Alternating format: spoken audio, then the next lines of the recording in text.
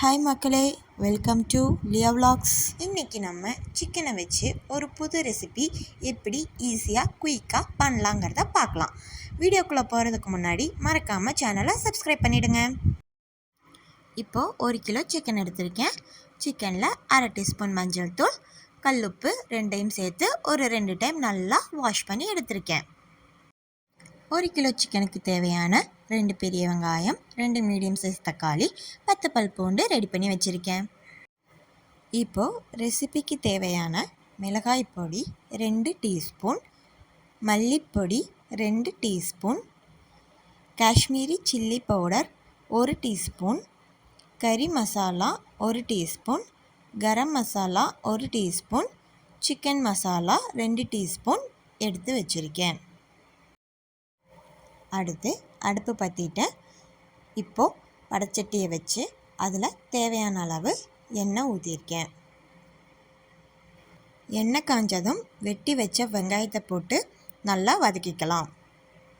வெங்காயம் வதங்கியதும் அதில் 10 பல் பூண்டு போட்டு கண்ணாடி பதம் வர வரைக்கும் வதக்கிக்கலாம். இப்போது வெட்டி வச்ச தக்காளியை சேர்த்து நல்லா வதக்கிக்கலாம். வெங்காயம் தக்காளி வதங்கியதும் அதில் இஞ்சி பூண்டு விழுது போட்டு பச்சை வாசனை போகிற வரைக்கும் நல்லா வதக்கி எடுத்துக்கலாம். இப்போது நான் முன்னாடியே ரெடி பண்ணி வச்ச மசாலாவை சேர்த்து நல்லா பச்சை வாசனை போகிற அளவுக்கு வதக்கி தனியாக எடுத்து வச்சுக்கலாம். இப்போது குக்கரில் ஆல்ரெடி வாஷ் பண்ணி வச்சுருந்த சிக்கனை சேர்த்து அதில் நம்ம தனியாக வதக்கி வச்சுருக்க மசாலாவையும் சேர்த்து நல்லா மிக்ஸ் பண்ணி விட்டுக்கலாம். இப்போது சிக்கனுக்கு தேவையான கல்லுப்பு, தண்ணி ரெண்டையும் சேர்த்து நல்லா மிக்ஸ் பண்ணி எடுத்துக்கலாம். இப்போது மிக்ஸ் பண்ணி வச்ச சிக்கனை ஒரு விசிலுக்கு நம்ம ப்ரெஷர் குக் பண்ணி எடுத்துக்கலாம். ஒரு 2 விசிலுக்கு மேலே சிக்கனை ப்ரெஷர் குக் பண்ணணும்னா சிக்கன் உடஞ்சி போயிடும். அதனால் ஒரு விசில்லையே நம்ம சிக்கன் எடுத்தால் நல்லா சாஃப்டாக வெந்திருக்கும். நம்ம பண்ணுற சிக்கன் ரெசிபிக்கு தேவையான மிளகு, ஜீரகம் ரெண்டையும் ஒரு வாணலியில் போட்டுக்கலாம். அதை நல்லா பொன்னிறம் வர வரைக்கும் வறுத்து எடுத்துக்கலாம். இப்போது நம்ம வறுத்து எடுத்த மிளகு, ஜீரகம் ரெண்டையும் இடிகல்லில் போட்டு நல்லா இடித்து பவுடராக தனியாக எடுத்து வச்சுக்கலாம். அடுத்து ஸ்டவ் ஆன் பண்ணி சட்டி வச்சு தாளிக்கிறதுக்கு தேவையான எண்ணெய் ஊற்றிக்கலாம். நான் இங்கே தேங்காய் எண்ணெய் யூஸ் பண்ணுறேன். உங்களுக்கு எந்த எண்ணெய் தேவையோ அதை நீங்கள் யூஸ் பண்ணிக்கலாம்.